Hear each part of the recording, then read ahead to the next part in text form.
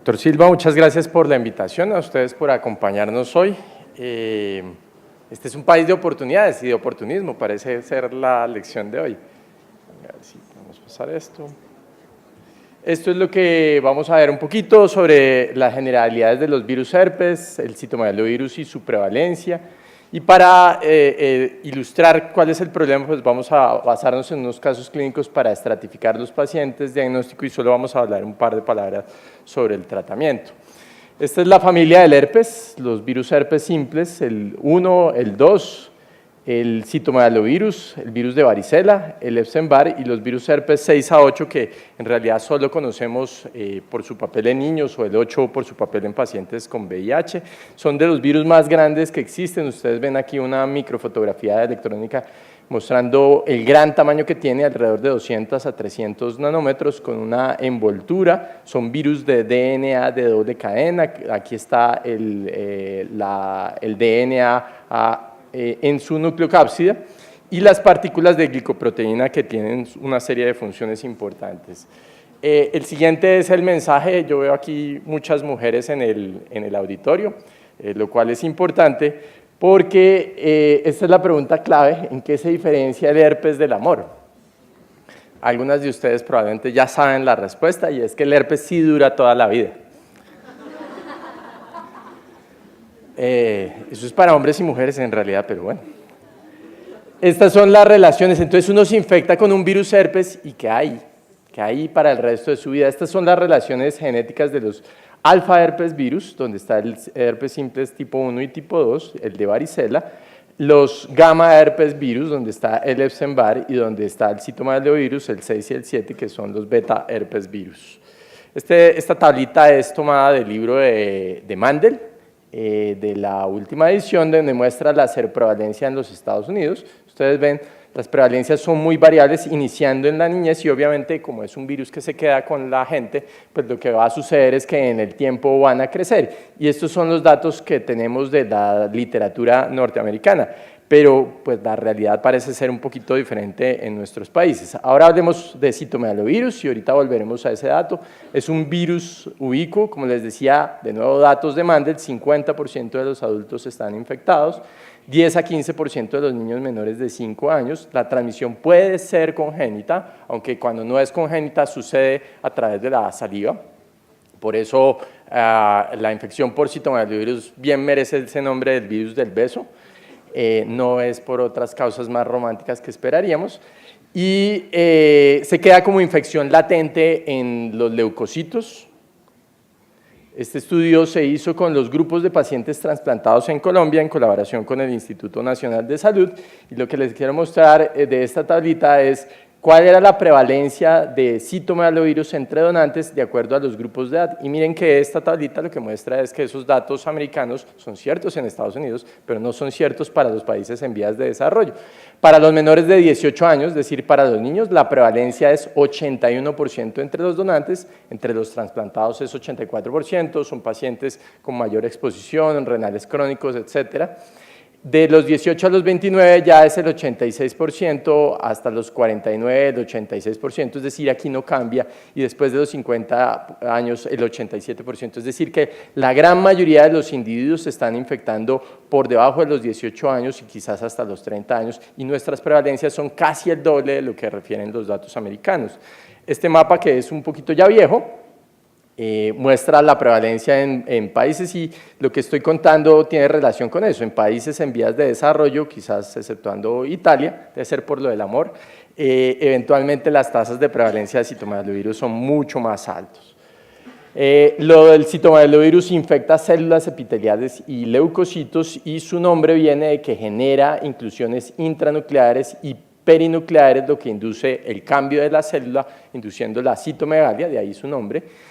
Y como acaba de mencionar la colega, pues se reactiva por inmunosupresión, y ese es el punto del punto clave de este debate, y es hasta dónde va la inmunosupresión, cómo favorezco yo esa inmunosupresión y en qué momento aparece el virus.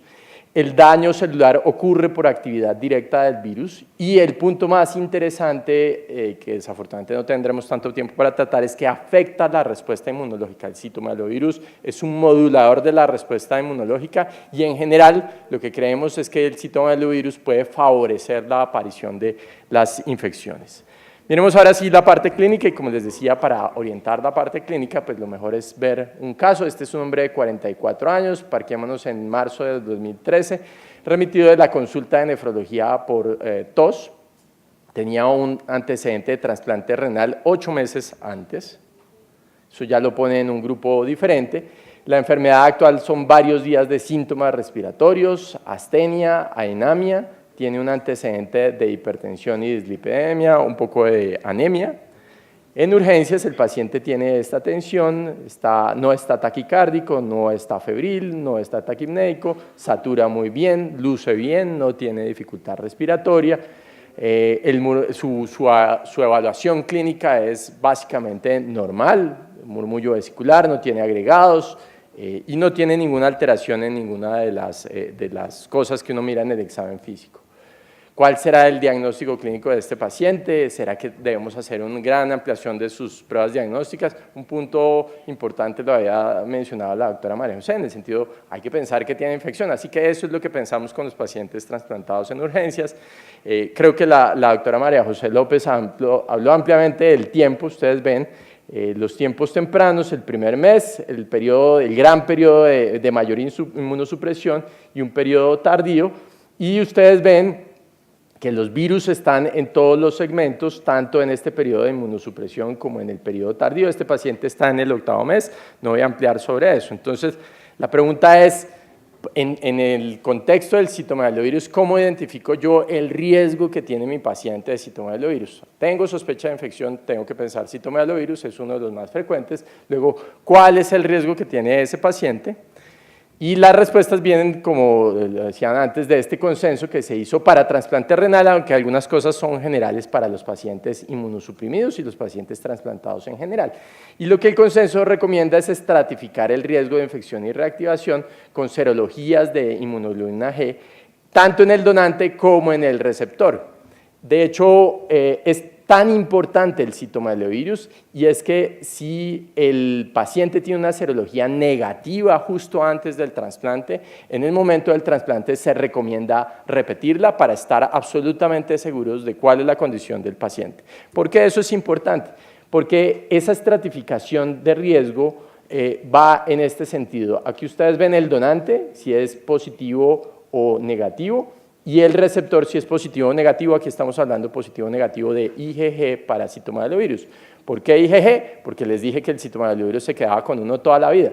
Así que el riesgo más alto es en el que el receptor, quien recibe el trasplante, es negativo, nunca ha tenido contacto con citomegalovirus, y ahora se enfrenta con un órgano donado de un paciente que es positivo para citomegalovirus. ¿Por qué es el grupo de riesgo más alto? Porque este paciente va a ser inmunosuprimido. Al recibir un órgano de un paciente citomegalovirus positivo, va a tener el virus, no hay ninguna duda al respecto, y por lo tanto el riesgo de transmisión del virus y de infección es tremendamente alto. Hay un riesgo intermedio en el cual ustedes ven, el punto es que el receptor ya tiene citomegalovirus. Aquí lo que probablemente estamos viendo es una reactivación de ese citomegalovirus por el hecho de que lo acompaña el resto de su vida. Y el riesgo más bajo está cuando tanto el donante como el receptor son negativos porque ese paciente está en el grupo de riesgo de la población general. Y ustedes ven aquí discriminados la incidencia de citomegalovirus en diversos estudios, pero este es uno de los estudios más representativos. Los del grupo de alto riesgo, que es esta línea, tienen una tasa de incidencia de citomegalovirus de alrededor del 30%, y ustedes ven esa tasa aparece rápidamente después del trasplante y se estabiliza después de un tiempo alrededor del 30%. Estos son los grupos de riesgo intermedio que están entre el 10 y el 30%. Y estos son los del grupo de riesgo bajo que está alrededor del 10%. Este es un estudio en países desarrollados, probablemente en nuestro medio ese riesgo es un poco más bajo, por lo que esta población es mucho más pequeña. Así que lo que nos interesa es conocer algunos datos de ese paciente. Su creatinina es de este valor, su glicemia está elevada, pero no es anormal, dado que no está en ayunas, transaminasas normales, los leucocitos están en el límite de normalidad, sus plaquetas, su hemoglobina un poquito baja, pero lo que nos interesaba es que la historia previa de este paciente es donante positivo, receptor positivo. O sea que este paciente está en un grupo intermedio de riesgo. Su probabilidad de haber reactivado citomegalovirus está entre el 10 y el 30% y está en el mes 8, no hay datos de que haya reactivado previamente.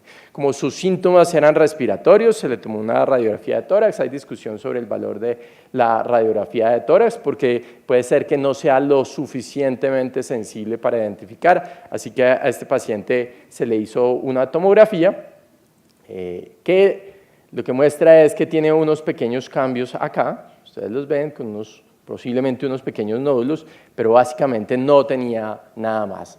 El paciente estaba clínicamente estable. Parecía algo viral que podría ser un virus respiratorio o podría ser citomegalovirus, está en un riesgo intermedio. ¿Qué hay que hacer? Pues evaluar la posibilidad de que este paciente tenga citomegalovirus, se le dio manejo sintomático y se solicitó una carga viral para citomegalovirus. Y la carga viral detectó 2.800 copias. Hay bastante controversia en la interpretación de la carga viral, sin embargo, en el contexto de este paciente que tiene síntomas respiratorios, tiene el virus circulando en su sangre, se decidió manejo con valganciclovir, ya cuando vino ese resultado de forma ambulatoria. Estas son definiciones importantes. ¿Qué es infección por citomegalovirus? La presencia del virus independientemente de los síntomas. Es decir, que si yo identifico el virus en algún órgano, específicamente en sangre a través de la carga viral, pero no encuentro ningún otro síntoma, puedo hablar de una infección por citomegalovirus. Y la enfermedad por citomegalovirus es cuando esa replicación viral, sea que esté o no en sangre, se acompaña de síntomas o signos clínicos e incluye una gran cantidad de categorías. Hay uno que se llama el síndrome por citomegalovirus, que es un síndrome febril agudo, fiebre de 38 grados o de más de 38,8 por 2 días, malestar general, leucopenia, trombocitopenia, linfocitos atípicos y elevación de aminotransferasas. Eso no era lo que tenía este paciente. Y hay otro que es la enfermedad invasiva por el citomegalovirus, el cual se puede meter básicamente a cualquier órgano, pero le encanta el tracto gastrointestinal, puede producir colitis, le gusta el pulmón, neumonitis, hepatitis, nefritis, miocarditis, pancreatitis o retinitis, entre muchos otros. A veces el problema es que el diagnóstico yo lo llego a encontrar por patología.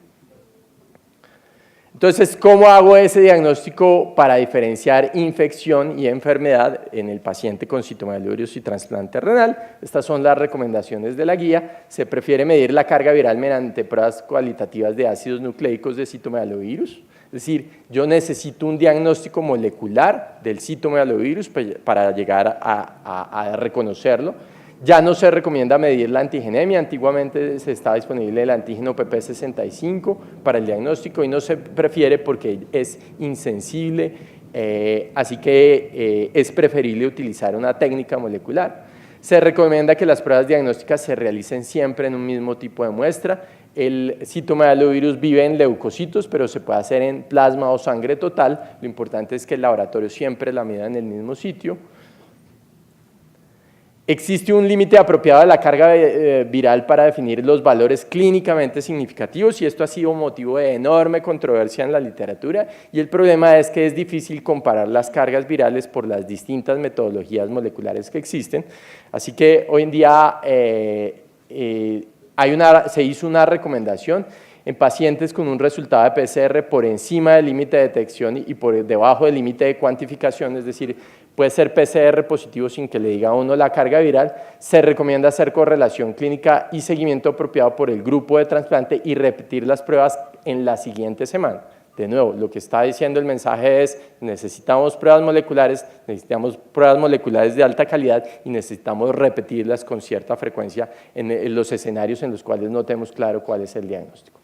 Miremos a este segundo paciente. Entonces, este paciente era una replicación viral por citomegalovirus. Es posible que el cuadro hubiera sido una infección respiratoria aguda o es posible que el cuadro hubiera sido desarrollado como un síndrome de citomegalovirus en relación a la replicación viral del paciente, pero no siempre es tan fácil ver. Se le dio manejo con valganciclovir, se siguió y su carga viral disminuyó. Este segundo paciente es un hombre de 58 años con 15 días de diarrea. No está deshidratado, la diarrea es líquida, no tiene sangre ni moco. Tiene una historia de trasplante de hace 3 meses, entonces eso nos ubica en el tiempo de inmunosupresión. Tiene una historia, es un paciente diabético, hipertenso, dislipidémico, con una enfermedad renal crónica y con una enfermedad cerebrovascular previa, 4 años atrás, con una enfermedad coronaria con stent médica. Un paciente con enfermedad aterosclerótica importante. Y de entrada nos ubicamos como un paciente en riesgo intermedio, citomegalovirus donante positivo, receptor positivo. Este dato siempre es fundamental para enfocar a los pacientes con trasplante en urgencias. Historia de leucopenia por medicamentos, ya nos contaron lo difícil que es a veces manejar todo el tratamiento de inmunosupresores, y el paciente un mes atrás había tenido ajuste de su micofelonato de tacrolimus de prednisona. El paciente está en urgencias con 90-60 de tensión, no está taquicárdico, no está febril, levemente deshidratado, el abdomen levemente doloroso. No está leucopénico, sus neutrófilos son el 83%, una hemoglobina en un rango aceptable, plaquetas normales, una creatinina en 1,46, recuerden que es diabético, con una glicemia elevada sin estar exageradamente descompensado, está hiponatrémico y el coproscópico no muestra sangre ni parásitos. El doctor Silva nos contará un poquito más adelante cómo se enfocan estos pacientes, pero lo importante es que tiene diarrea, ese es el diagnóstico sindromático más importante. Esta publicación cambió el enfoque de la diarrea y con seguridad el doctor Silva se referiría a ella. Digamos que en el diagnóstico diferencial hay problemas relacionados con el uso de los medicamentos, especialmente el micofenolato, y por supuesto, ya lo había mencionado la doctora María José, infección. Siempre pensamos en infección, paciente con diarrea, trasplantado e infección. Hay datos de Clostridium difficile en Colombia, la doctora Gualtero en esta institución mostró que ya están las cepas de Clostridium difficile hipervirulenta. Hay virus, hay enterobacterias, hay bacterias enteropatógenas y hay virus entre los cuales el citomegalovirus es importante. Así que también se le hizo carga viral para citomegalovirus, lo cual fue indetectable. No tenía disponibilidad de PCR para otros virus en ese momento, así que como pensamos en infección, hay que ir donde está la infección. ¿Cuál es la sensibilidad de las pruebas séricas para el diagnóstico de colitis por citomegalovirus? Esto viene de una revisión sistemática con metaanálisis de 9 estudios. La PCR tiene una sensibilidad del 60%. Entonces, dije que había que hacer pruebas moleculares, sí, pero cuando el virus está en el tejido, la sensibilidad cae al 60%, aunque la especificidad se mantiene muy bien. El PP es 65, las pruebas viejas que son de más baja sensibilidad, y la inmunohistoquímica puede tener baja sensibilidad en ciertos casos. Entonces, ¿qué hay que hacer? Ir al tejido afectado. Si este paciente tiene diarrea, voy al tracto gastrointestinal. Si el paciente consulta por alteraciones oculares, le pido al oftalmólogo que me eche una mirada, le haga un buen fondo de ojo para tratar de identificar retinitis o lesiones. Si el paciente tiene síntomas respiratorios, me voy al pulmón. Y esto es lo que encontró. Esta no es una mucosa normal, es una mucosa anormal con algunas lesiones a través de la mucosa, eritema que ustedes ven en parches. Y la colonoscopia mostraba unos exudados escasos, erosiones múltiples, úlceras. Se tomó biopsia de ese tejido. ¿Cuál es la recomendación del consenso? Recomendar estudios histológicos con inmunohistoquímica específica para citomegalovirus. Si no lo buscamos, no lo vamos a encontrar y el diagnóstico diferencial puede ser bastante amplio. Y en la medida en que esté disponible, se recomienda examen histopatológico del tejido, incluyendo hibridización in situ. Desafortunadamente, algunas de estas técnicas moleculares no siempre están tan fácilmente disponibles en nuestro medio. El cultivo del virus no sirve, tiene un papel muy limitado, no se recomienda como método diagnóstico, así que hacer cultivos no es la metodología apropiada. Y lo importante es que si uno hace pruebas moleculares, esas pruebas moleculares estén disponibles en un tiempo relativamente propio. Entonces, la colitis por citomegalovirus están en riesgo pacientes inmunosuprimidos con cáncer, trasplante, con estos fármacos inmunosupresores. En conclusión, nuestro paciente tiene una colitis por citomegalovirus, es decir, que tiene infección con un órgano, con un tejido afectado por el citomegalovirus. Estos son los impactos del citomegalovirus en los órganos trasplantados. Hay una serie de efectos directos, que es esto que hemos hablado, el síndrome por citomegalovirus, la enfermedad en cualquiera de estos sitios, nefritis, hepatitis, colitis, como este paciente, etcétera, que se mueran secundario a esto. Pero hay una gran cantidad de efectos indirectos que se han relacionado con el citomegalovirus, que los voy a mencionar simplemente para que sepamos que está ahí. Y es que el citomegalovirus afecta y puede generar un rechazo de los trasplantes, un rechazo agudo, puede generar rechazo crónico, se ha asociado con alteraciones vasculares, ustedes ven bronquiolitis obliterante, vasculopatía cardíaca, fibrosis tubulointersticial en el riñón.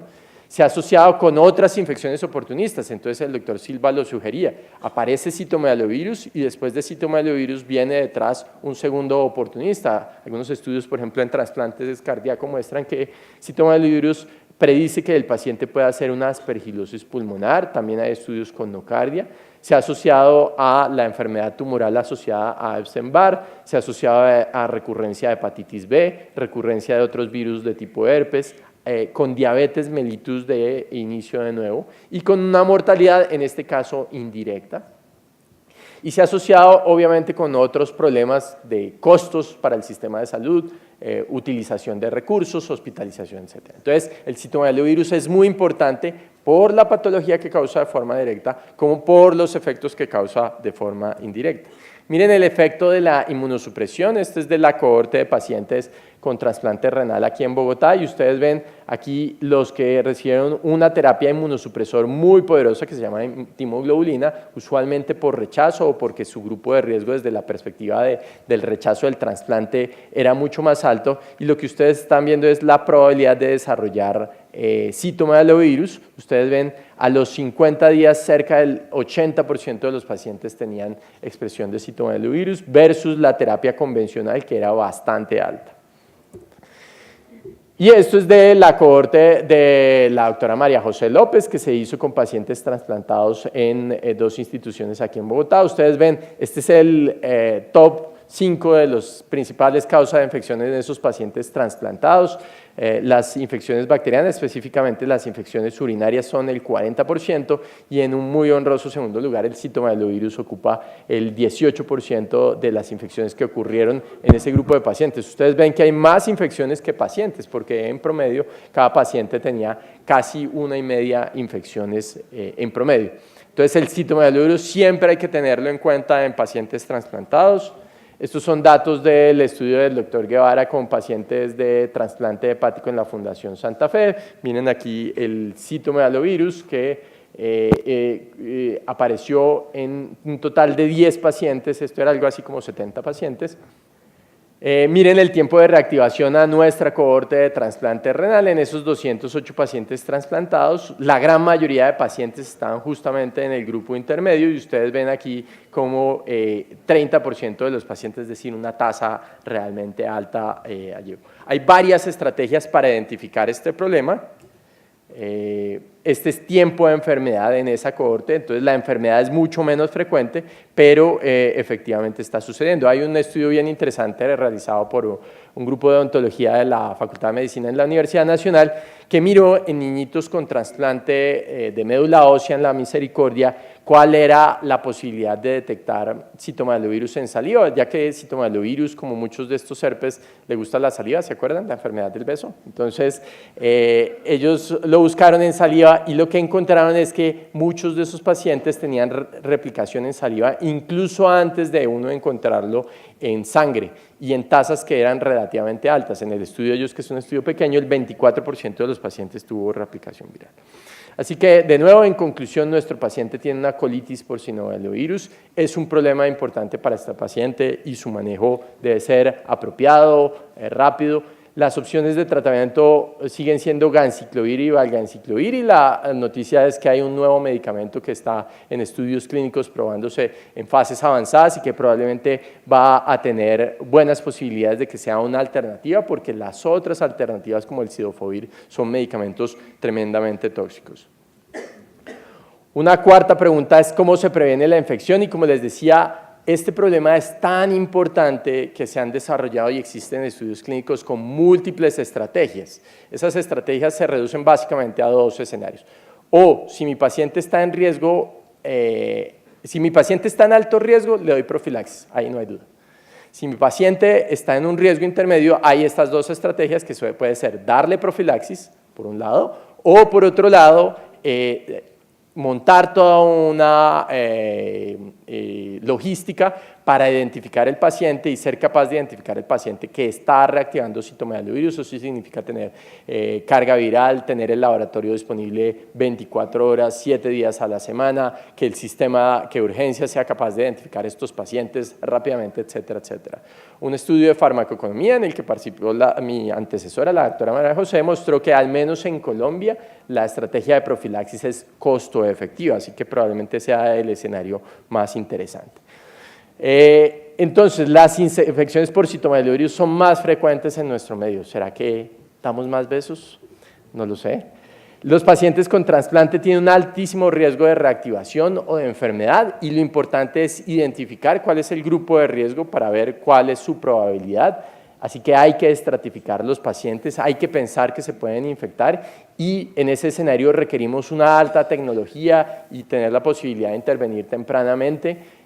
Y aunque disponemos de tratamiento, es posible que el impacto de citomegalovirus se extienda más allá, que la mortalidad directa, como ustedes vieron, tiene un impacto sobre el sistema inmunológico que parece predisponer a otros tipos de infecciones. Así que todavía no tenemos las respuestas completas con el citomegalovirus, pero se está trabajando en ese escenario. Muchas gracias.